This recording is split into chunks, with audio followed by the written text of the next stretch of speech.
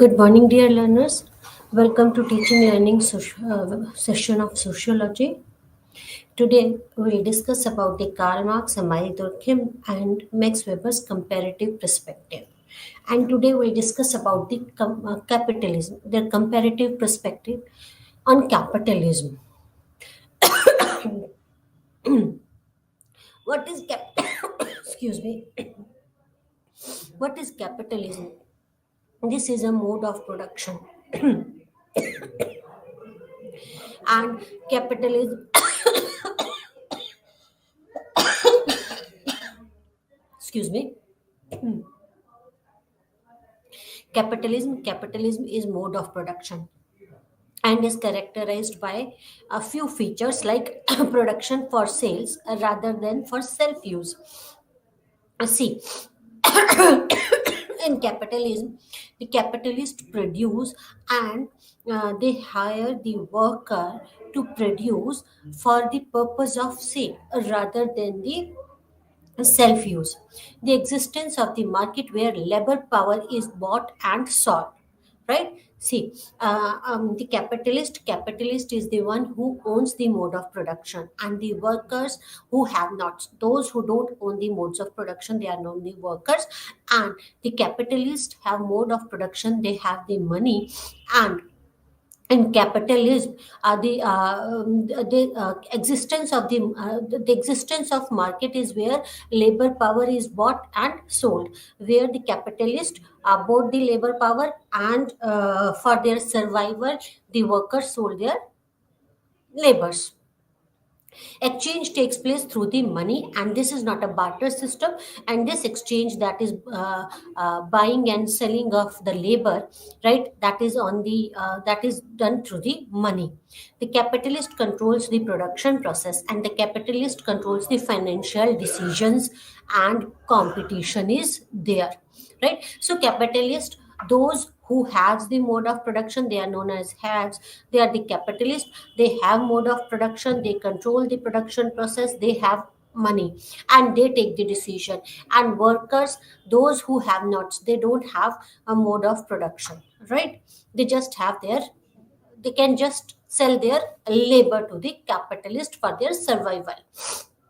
Now, Marx view on capitalism. Marx wrote extensively on capitalism.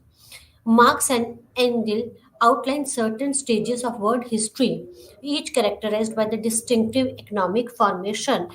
We discussed about the dialectical concept of Marx, right? Dialectical theory, right?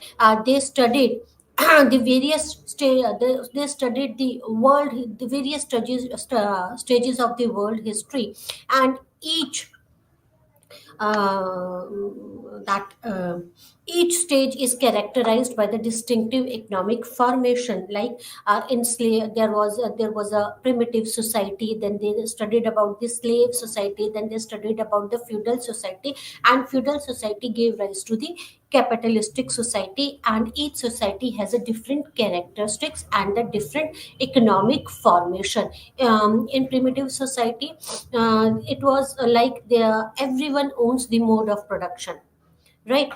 In slave society, masters owns this mode of production, and the slaves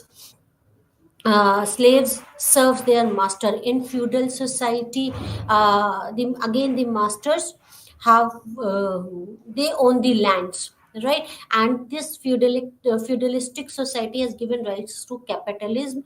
And in capitalistic society, capitalist owns the modes of production. So we discussed about that material dialecticalism. This theory was given by the Marx.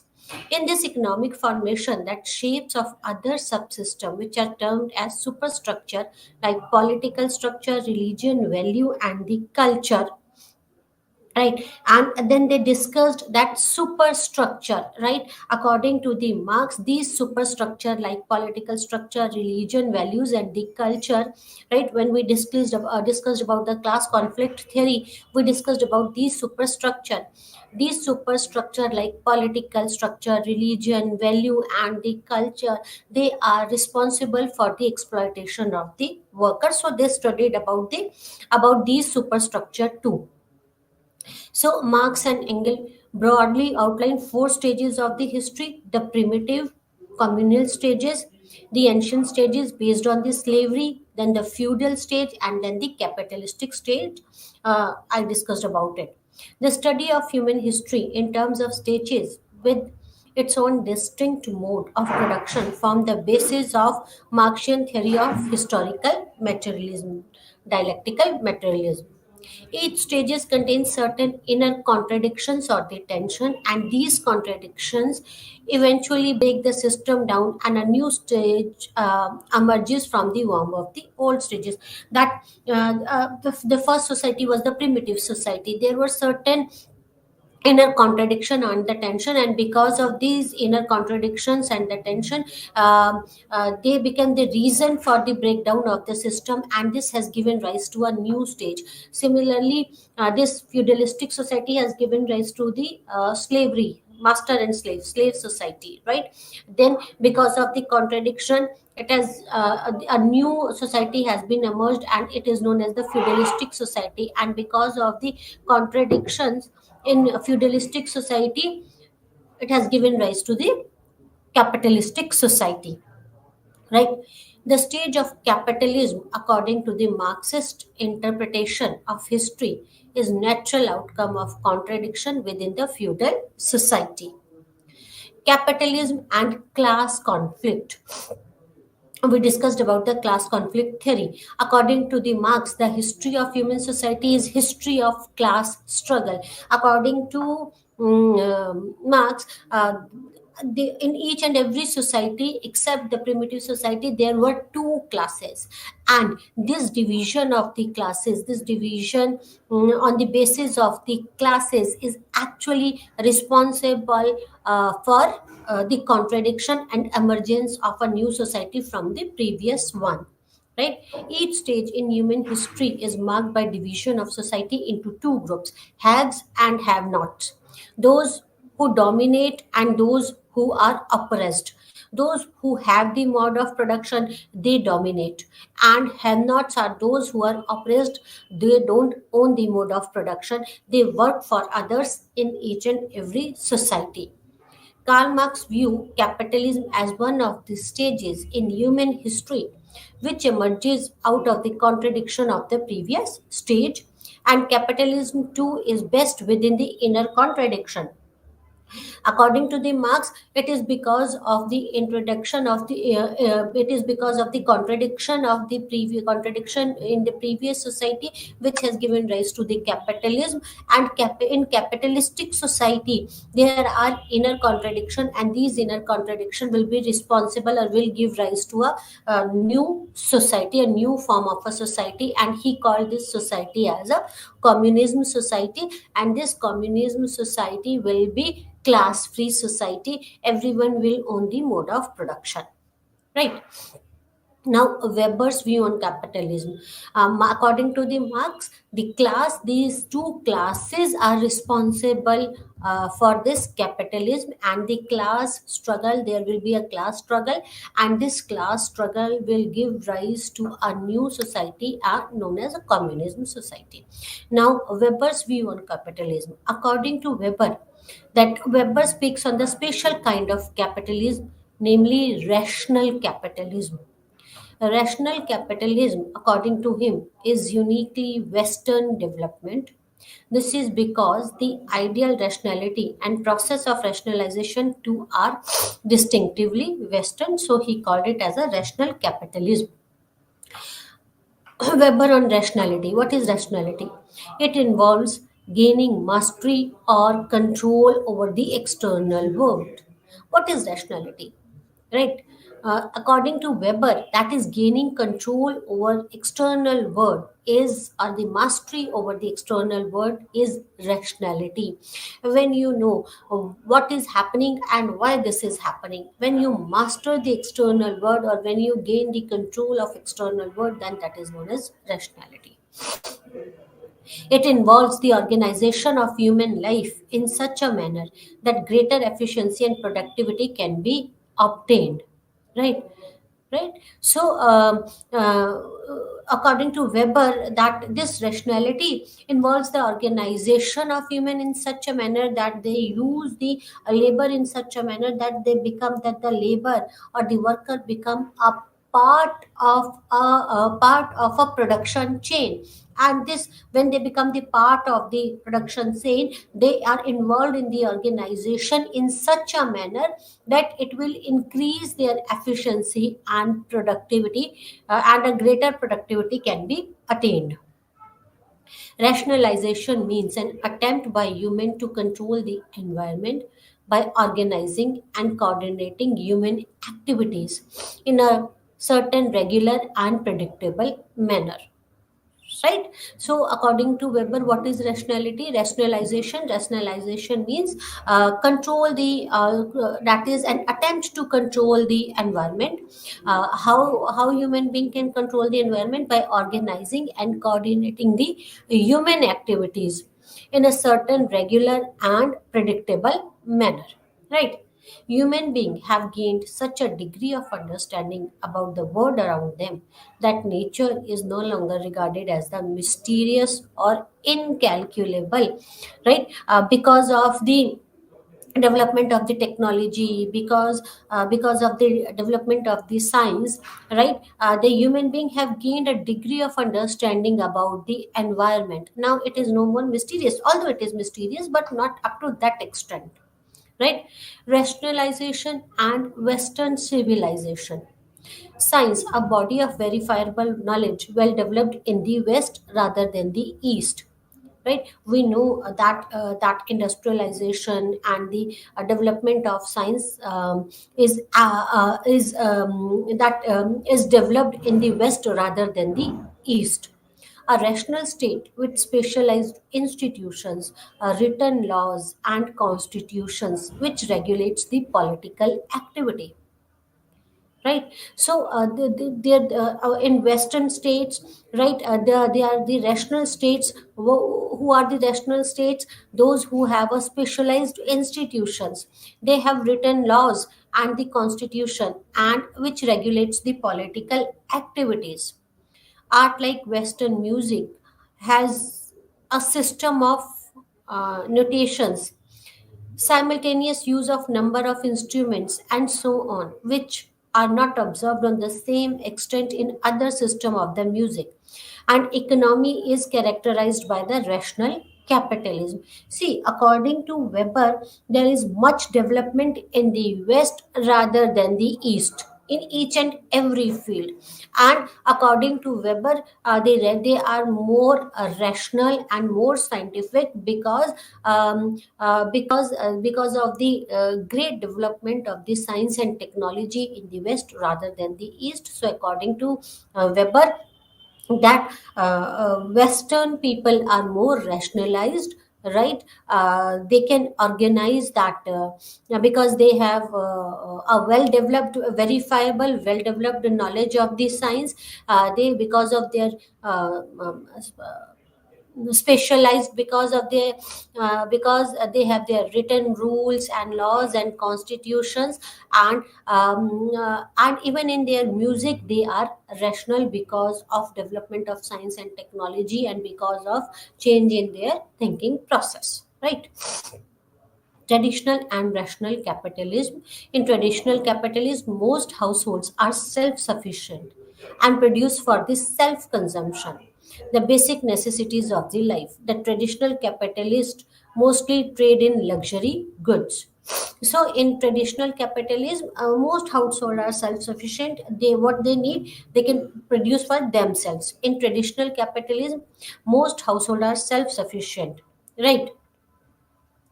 And rational capitalism depends on the mass production and the distribution. In traditional capitalism, where the households are self-sufficient and produces for the self-consumption, whereas in the rational capitalism, right, the rational capitalism depends on the mass production and the distribution. They believe for the mass production. As we started with this lecture, I said that capitalism is when you produce to sell, not for the self consumption, right? So in rational capitalism, that there is a mass production and the distribution, and they produce to sell, right? Right. Preconditions for rational capitalism. What are the preconditions of rational capitalism?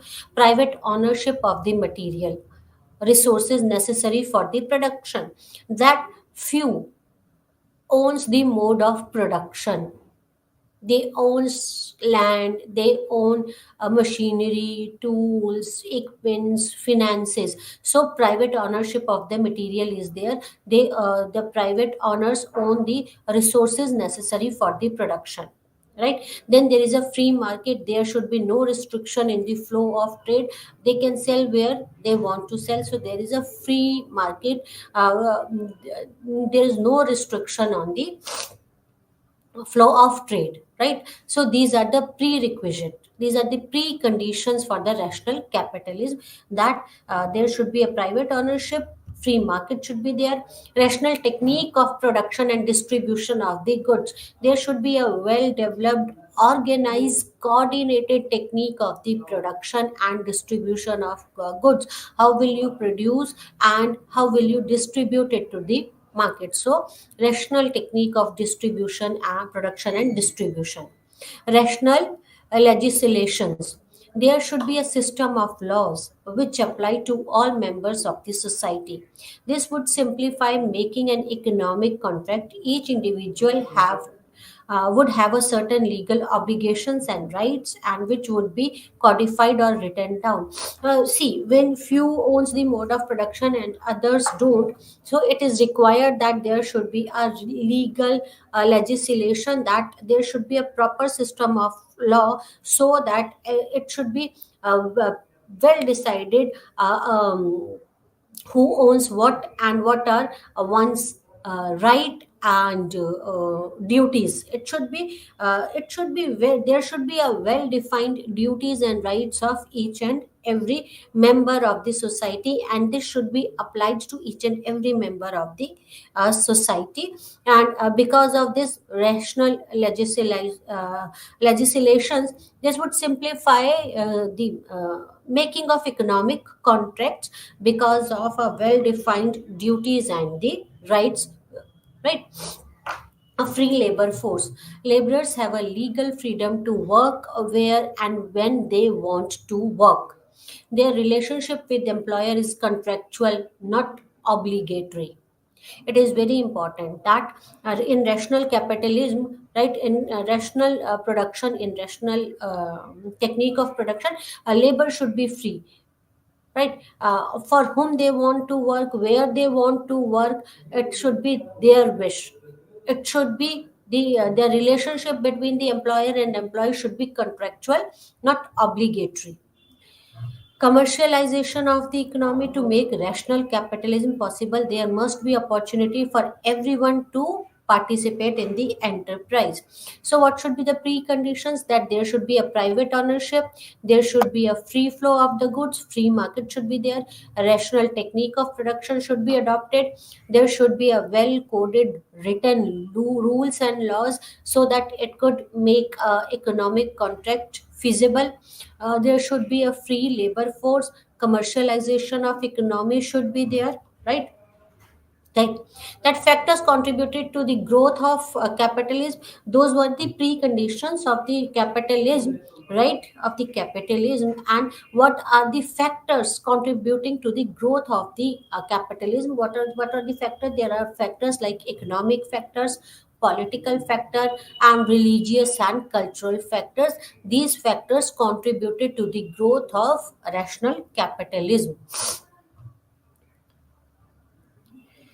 Okay, human being. Okay, rational capitalism and its partner, the rational bureaucratic state, perpetuates the certain lifestyle in which the rules of human beings are robbed of creativity and the adventure. The world around us loses its charm and it reduces the human into autonomous. Basically, it is an alternative system. So economic factors are there. Economic factors includes the mode of production, ownership of the mode of production, and that the produce belongs to, rather than belonging to the worker, the produce belongs to the capitalist or those who to haves, right? And because of this, it alienates the worker from their produce, right? Right. Now, comparison between Marx and Weber. Difference in approach. Karl Marx takes society as its unit of analysis. Weber studies society in terms of meaning attributed or given by the individual to the world around them. So, Karl Marx, Emile Durkheim, they have taken society as a unit of study, a unit of analysis, right? While according to Marx, individual is important, and he has given the concept of interpretative sociology, symbolic interaction. So he studied the society in terms of the meaning attributed or given by the individual to the world around them, that is symbolic interaction, or he has given a way to interpretative sociology, that one should understand and interpret the action of each and every individual, right? In relation to the world around them. He attempts an interpretative understanding of social phenomenon, right? Marx sees the emergence of capitalism in terms of a shift in mode of production. So, according to the Marx, that is the because of the shift in the mode of production, it has given rise to the capitalism, and the economy or the material world is the infrastructure or base which molds the other subsystems like culture, religion, polity, and like others.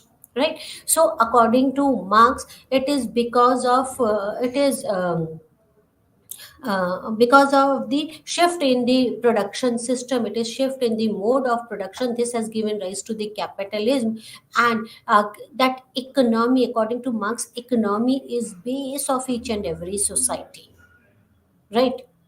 So economy or the material world is infrastructure or the base, and everything else, right? Every other subsystem, whether it is religion, whether it is culture, whether it is polity and others, they depends on the this economic system. The politics of any society, the religion, the culture, and each and everything depends on the economic conditions of the society, right? Weber analysis is much more complex. In order to understand why and how rational capitalism emerged, Weber thinks it is important to understand the value system and make it possible. That make it possible. See, according to Weber, it is very important that one should understand, rather than studying this society as a unit or as a whole, one should understand the action or interpret the action of each and every individual with context to the situations or the society, right? And so he has given a way to the interpretative sociology, and according to Weber, that values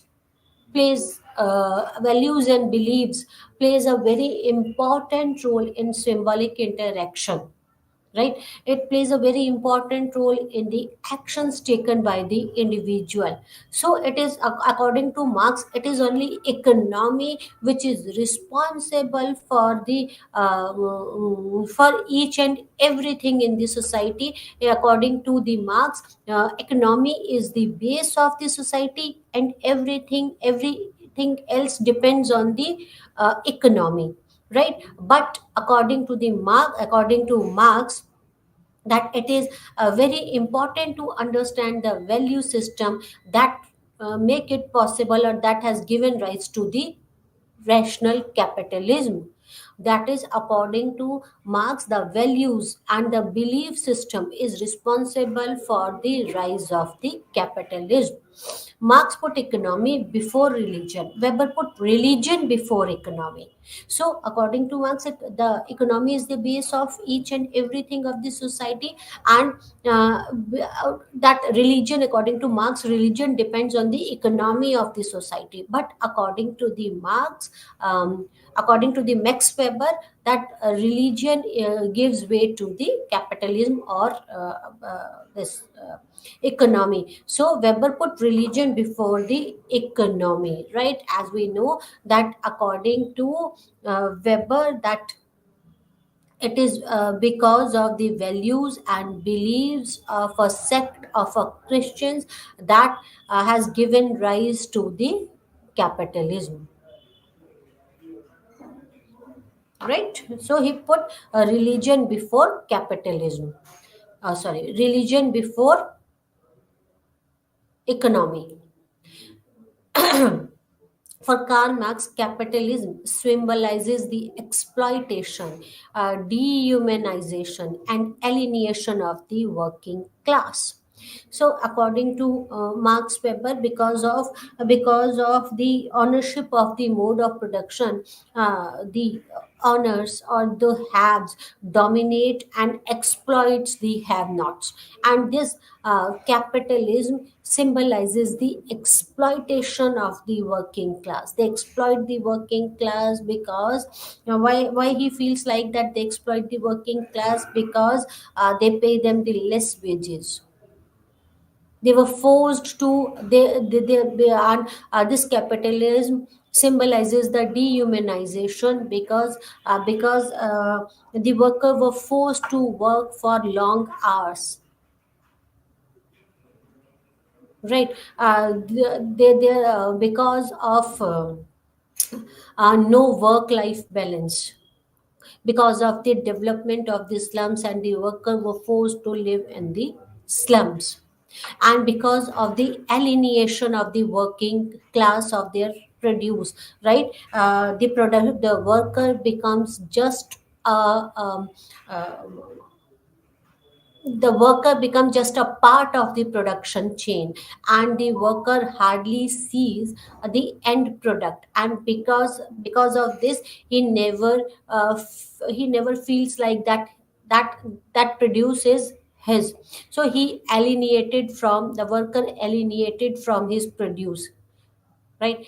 And because of this give rise to the alienation. They never feel like that it is his creation or his produce, because he is just a part of a production change. He never sees, and that the end product belongs to the capitalist rather than the worker who produces it. So according to the Karl Marx, capitalism symbolizes the exploitation, dehumanizations, and alienation of the working class. It is a system based on the inequality and will ultimately break down.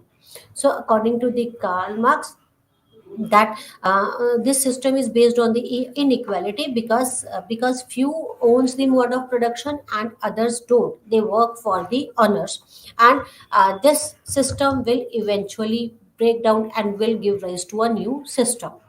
This breakdown will be brought about by its own inner contradictions. And why the system will break down? Because of the previous ones, like the previous one, because of the inner contradiction, it will break down.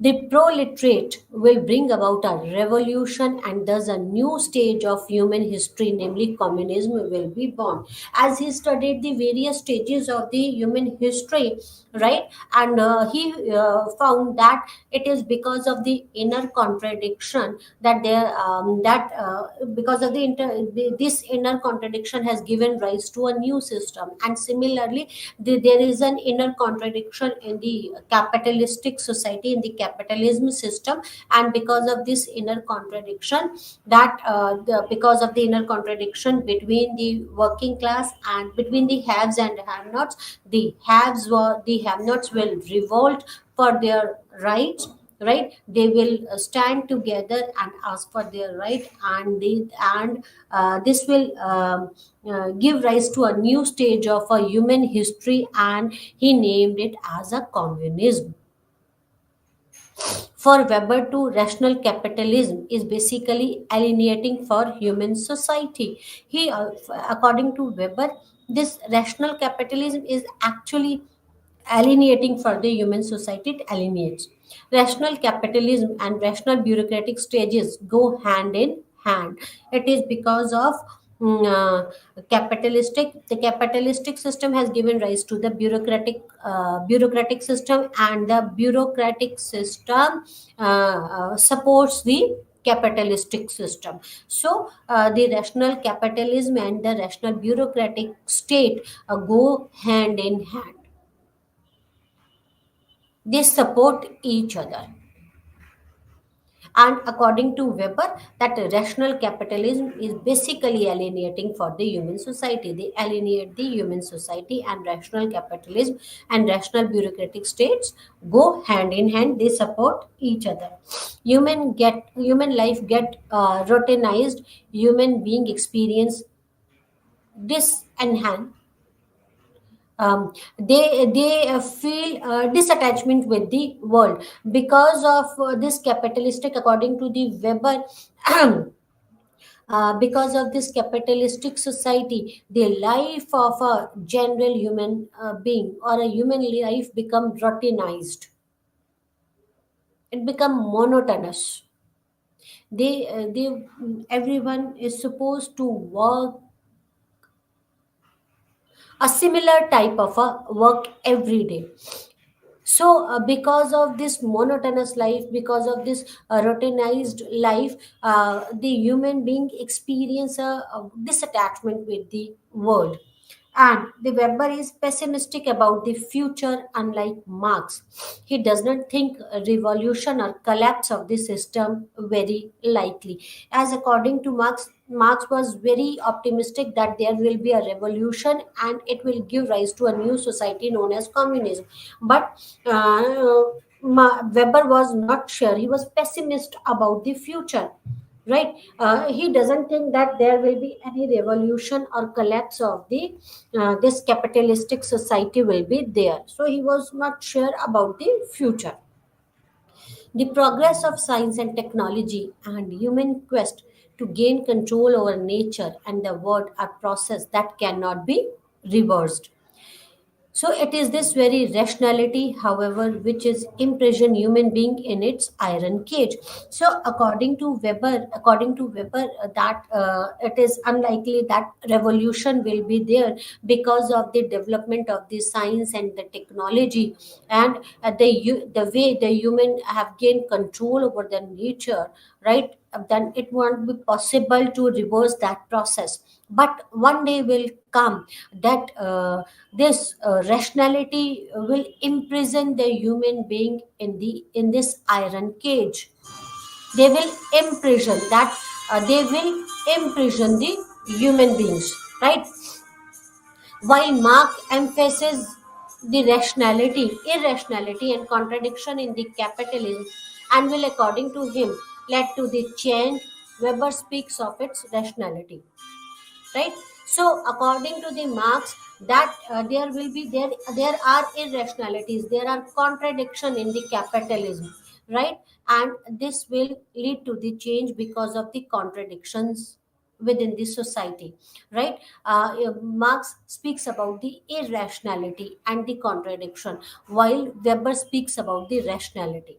Marx studied it in terms of historical stages which society passes through. Capitalism emerges as a result of contradiction in the early stages, bringing to a new mode of production. As we know that he has given a theory of dialectical materialism. How he has given the theory of dialectical materialism, Karl Marx, he studied the various primitive societies. Historically, he studied the stages of the various societies, history of the various society, and he found that because of the inner contradictions in each and every society has given rise to a new form of a society, right? So capitalism emerges as a result of the contradiction in the earlier stages of the society. And this, and even in the capitalistic society there are the contradiction, and this contradiction will give rise to a new mode of a production, a new type of a society, right? So Karl Marx emphasizes on the irrationality, he emphasizes on the contradiction, while Max Weber emphasizes on the rationality. According to the Marx, because of the contradiction in the within the society, it will give rise, there will be a revolution and will give rise to a new society. But Max Weber was not very sure about this type of a revolution. According to him, that it won't be possible that there will be any revolution in the society, because of the progress in the science and technology, it would be difficult to reverse that process, right? And the day will come when this rationality will become a cage for a human life, right? Weber to emphasize the economic factors like Marx, but his understanding of capitalism is more complex, right? He has taken the value system and the belief system into account, right? And according to him, that interpretative understanding of social phenomenon is very important. So even he emphasized on the economic conditions, but according to him, that it is very important that one should understand the one should understand and interpret the actions of each and every individual with the reference to the surroundings and values. According to the Weber, values and the belief system plays an important role in all these things, right? Both thinkers point out that capitalism has negative consequences of human society, right? There is a negative consequences. Their vision of the future is very different. Marx preaches revolution and changes, but Weber has not such hopes. According to Marx, a day will come when there will be a revolution and there will be change in the society, but Max Weber was not sure about it. He has no hopes like that, right? Right. So today we discussed the views of Max Weber and Karl Marx on capitalism and capitalism. According to Marx and Weber, that there are certain problems associated with the capitalism, right? There are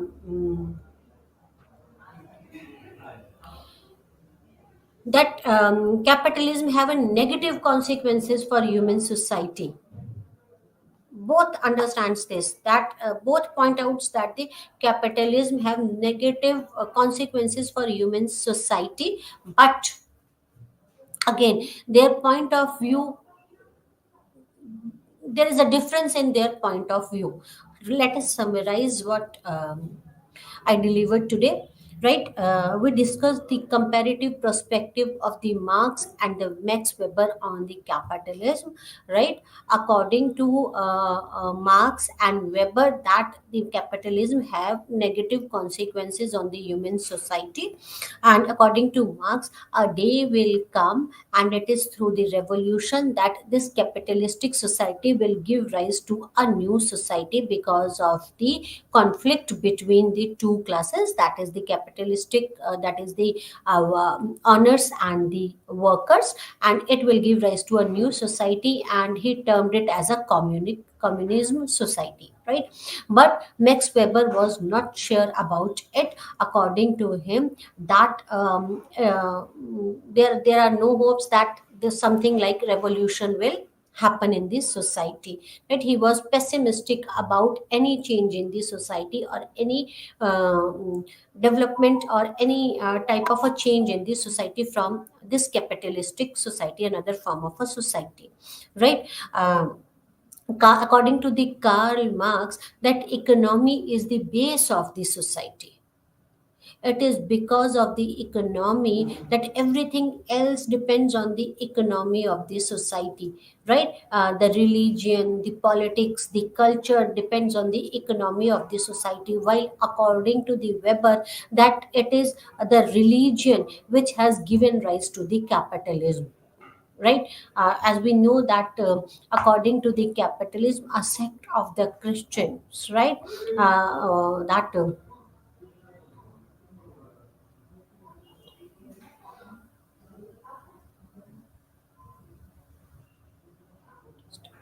that Weber belongs to the Protestants, and according to him, that it is because of the beliefs or the values of that sect that it is written that that has given rise to the capitalism. And according to Weber, that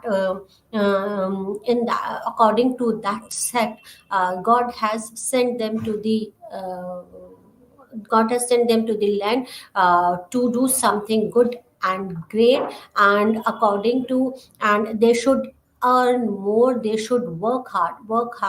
God wants that they should work hard and earn more, and should reinvest their profits to earn more rather than spending it on the luxuries. So according to the values and beliefs of that sect, Marx, according to Marx, it has given rise to the capitalism. So he put a religion first, then the religion forward, then the economic condition. According to Marx, that it is because that economy is responsible for each and everything, that is even for the religion, right? Religion depends on the economy, but according to the Max Weber, that economy, that rise of the capitalism is because of the religion, right? So religion is responsible for the development of the economy according to the Max Weber, right? That according to Marx, this capitalistic, that because of this capitalistic society, or because of this capitalism, they become alienated, that producer or the that the worker become alienated from their produce, because they hardly sees the end product, and they never feel like that it is their produce, right? And this, because of this, they alienated from this produce, and the owner of that producer produce as the capitalist, right? Because they owns the mode of production, right? And actually those who are producing that product, they alienate from their produce, right? And even Max Weber agrees to this, that there is an alienation, right? Then Max, according to the Marx, that because of the according to Marx, the unit of analysis is society. One should analyze the society as a whole. But according to Weber, the unit of analysis is individual. He has, according to Weber, it is very important that one should understand and interpret the action of an individual. He has given a way to the interpretation, interpretative sociology, or symbolic interaction. Why an individual behaves in a certain way, one should understand with reference to the surroundings of the individual, and the values and beliefs plays an important role. This interpretation, this symbolic interaction, the values and the beliefs are actually responsible for the for the type of the development of the society, right? According to next According to Marx, the religion, the polity, the state, the politics, the state, the religion, and all other things which act as a superstructure is actually responsible for the exploitation of the worker class. Right? All these subsystems are made by the capitalist to exploit the working class, to keep them under false consciousness, right? The moral values, the religion, all these are responsible for this, for the false consciousness of the working class. And it is actually, this superstructure is actually made by the capitalist, so that there should be, so that the worker should work for them and the capitalist could earn the profits, right? Max Weber, according to the Max Weber, that one day this rational capitalism, this rationality will become the cage for this human life, right? They will become they will be imprisoned in their own cage, and then it will create a problem for the society, right? But Karl Marx was optimistic that according to him there will be a shift in the society, or there that capitalistic society will give way to the another society. But Max Weber was pessimist about it. According to him, that there will be no revolution, and he hardly sees anything like revolution or change in the society, right? Then Max, then on the religion, right? Max Weber and Emile Durkheim, that according to Emile Durkheim, then again Emile Durkheim studied the that he Emile Durkheim has taken the society as a unit of study, right? Like Karl Marx. Both Karl Marx and Emile Durkheim has taken the society as a study of unit, while Max Weber, according to the Max Weber, individual is important, right? So he has taken an individual as a study, right, as a unit of study, right? So according to Emile Durkheim, religion is very important, and it is very important, it is very important that there should be a division of labor. That if there is a division of labor, if there are two or more classes, then it is required. Why it is required? According to the Emile Durkheim, there it is required that there should be the division of labor to just to maintain the social order. This division of labor maintains the social order because it creates a solidarity among the society, among the members of the society. This division of labor is responsible for the solidarity in the society, so it is required that there should be a division of labor, and this division of labor is required. As he has discussed the two type of the solidarity, mechanical solidarity and the organic solidarity. According to Max, according to Emile Durkheim, the religion plays an important role. Religion is very important, as according to Weber, that Weber and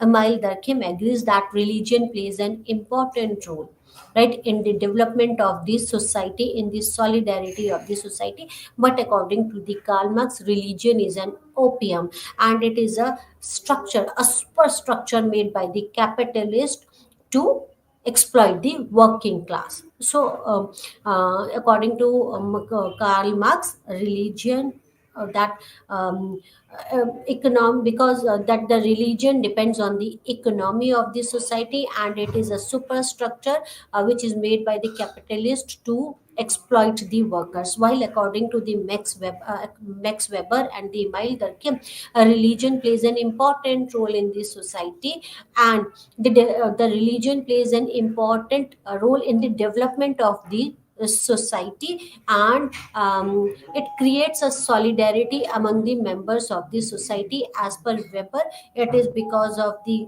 religion and the values and beliefs of a sect, or it is because of the religion, values and beliefs that has given rise to the capitalism. And according to Emile Durkheim, that in simple type of this society, in simple type of this society, that there is a mechanical solidarity because of this religion, values, and the beliefs. Right? What is mechanical solidarity? What is simple society? A simple society is that society where there is no much division of labor and everyone has a similar type of skills. They depend on each other. There is a solidarity among the members of the society because of their religion, because of their values, because of their beliefs. That is known as the mechanical solidarity. While in the complex type of a society or a modern type of a society, there is a division of labor. Right? That the people everyone has a different skill set, and each and every individual in the society depends on each other, right, for their survival and for the development of the society, and this is known as the organic solidarity. Right? So this organic solidarity or division of labor is plays an important role in maintaining the solidarity of the society. Right? So according to Marx and Emile Durkheim, both religion plays an important role, and a division of labor, that is when there is a division of labor, that according to Emile Durkheim, it is required that there should be the classes or the division of labor, and division of labor is responsible for the solidarity among the members of the society. Right? And it is that it is very important that this division of labor or the differentiating among the classes of the society is required to maintain the social order according to the Emile Durkheim. Right? While according to the Karl Marx, this division of classes is not good. It is responsible for the exploitations of the workers. Right? So the basic difference, if we'll see the difference in the perspective of the Weber, a perspective of the Karl Marx, and the perspective of the Emile Durkheim emphasized on the solidarity of the society just to maintain the social order, because it was the era where they want to maintain the social order. It was required, right? So it is required that society, so they have taken this society as a unit. According to Emile Durkheim, society is more important than the individual. Right? According to Max Weber, it is that individual, he has taken individual as a unit of society, and it is important that one should understand and analyze the interaction or the action of the individual. Right? And because each and every individual, and the he emphasized on the values and beliefs. Right? While the Karl Marx, according to the Karl Marx, society, he has taken the society as a unit of study. Right? According to Karl Marx, that there is a that economic condition is responsible for each and every other aspect of the society, the values, the beliefs, and the solidarity. Each and everything else depends on the economic conditions of the society. Right? Emile Durkheim has explained the two types of the society, that is the simple type of the society and a complex type of the society. So he divided the society on two, into two, that is the simple and the complex type of a society. In simple society is that society where people are where people are simple and they have a similar type of a skill set, and there is a solidarity because they are binded together because of their values, because of their beliefs. Right? And this type of solidarity is known as the organic solidarity. And in this type of in this type of a society, that social society is more important than the individual, while in the complex type of the society is that society where the skill set of each and every individual differs from the other, and there is a solidarity because of interdependence on each other. right? Because of interdependent on each other, and this is required. Why? And this type of solidarity is known as the organic solidarity, right? According to Max Weber, individual is more important, right? And religion plays an important role. A religion is the religion is responsible, which has given rise to the capitalistic society. While the Karl Marx studied the various types of the society to understand how one society has given rise to the another society, and he has given a theory of materialistic dialectism. He has studied the various types of the society. Karl Marx has studied the various types of the society, and according to him, in each and every society there were classes, and because of the contradiction within the society, it has given rise to a new type of a society. And like in master and slave society, there were two classes, master and slave. In a feudalistic society, there were two classes, that the masters and the proletariats. And the in capitalistic society, there are two types of the classes, that is the capitalist and the worker class, or the haves or have nots.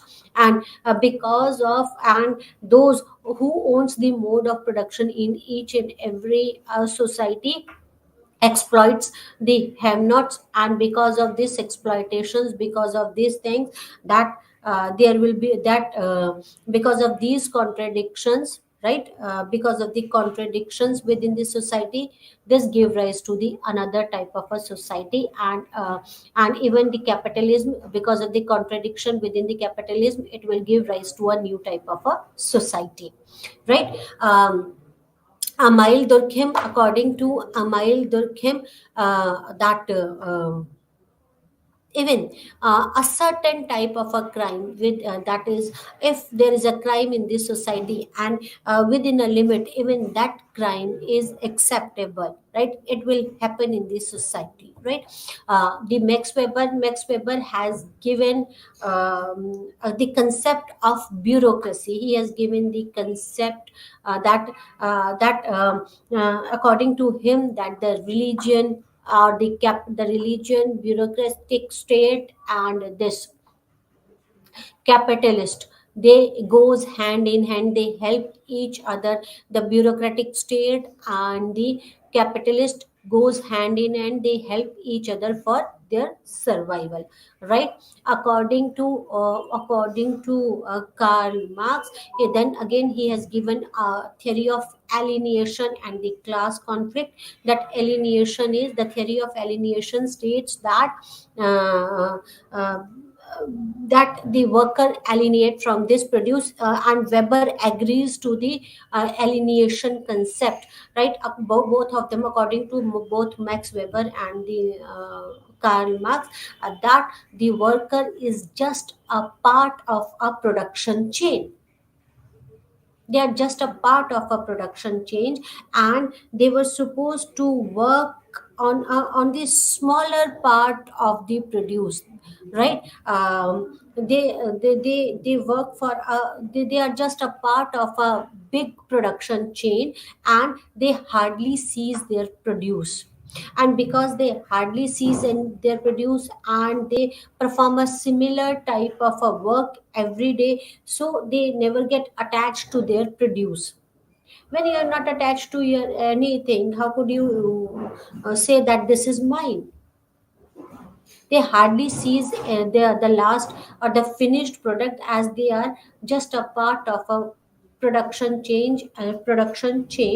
And because of this, as they are part of a smaller part of a big production chain, they hardly sees their produce, their the last, their finished good, or their produce. And because of this, they alienate from their product, right? And according to Karl Marx, there will be a class conflict, there will be a revolution, and this will give rise to a new era, a new type of a society. But according to Max Weber, um, he sees no hopes that there will be any type of a revolution. Right? That's all for today. Thank you very much. Namaskar.